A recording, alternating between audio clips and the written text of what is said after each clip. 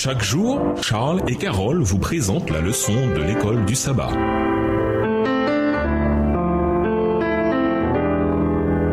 Bienvenue dans votre émission Dieu nous parle. Nous voilà à la leçon de vendredi. Pour aller plus loin, nous vous invitons à lire le chapitre Prière et louange dans le livre Vers Jésus aux pages 141 à 159, livre écrit par Ellen G. White. Celui qui compte les cheveux de votre tête n'est pas indifférent aux besoins de ses enfants. Le Seigneur est plein de miséricorde et de compassion. Jacques 5, verset 11. Son cœur est touché par nos douleurs et par le récit même que nous lui en faisons. Apportez-lui tous vos sujets de préoccupation. Rien n'est trop lourd pour celui qui soutient les mondes et dirige l'univers. Rien de ce qui touche à notre paix ne lui est indifférent. Il n'est pas dans votre vie chrétienne de chapitre trop sombre pour qu'il en prenne connaissance, ni de problème si troublant qu'il n'en en trouve la solution. Nulle calamité ne fond sur le moindre de ses enfants, nulle angoisse ne torture son âme, nulle joie ne le ranime, nulle prière sincère ne monte de ses lèvres sans que notre Père Céleste y soit attentif et y prenne un intérêt immédiat. Il guérit ceux qui ont le cœur brisé et il pense leurs blessures. Psaume 137, verset 4. Les rapports entre chaque âme et Dieu sont aussi intimes que s'il n'y avait que cette seule âme pour laquelle il ait donné son Fils bien-aimé. Extrait du livre Vers Jésus, chapitre 11, pages 152 à 154, livre écrit par Ellen G. White. À méditer. Méditez sur la déclaration suivante. Les rapports entre chaque âme et Dieu sont aussi intimes que s'il n'y avait que cette seule âme pour laquelle il ait donné son Fils bien-aimé. Ces paroles vous réconfortent-elles? Comment devriez-vous vivre sachant que Dieu est aussi proche de vous et qu'il prend soin de vous? Comment apprendre à vivre avec la réalité de cette merveilleuse promesse? Imaginez si, jour après jour, vous pouviez y croire vraiment. À la lumière de la leçon de cette semaine, comment comprenez-vous Psaume 103, les versets 17 à 18? Que révèle ce texte sur l'immutabilité de l'amour de Dieu? En quoi les avantages d'une relation avec Dieu dépendent-ils de notre acceptation de cet amour? Quelle différence tout cela fait-il dans votre relation avec Dieu? De quelle manière cela affecte-t-il la manière dont vous pensez aux souffrances des autres? Au revoir. Et à demain si Dieu veut.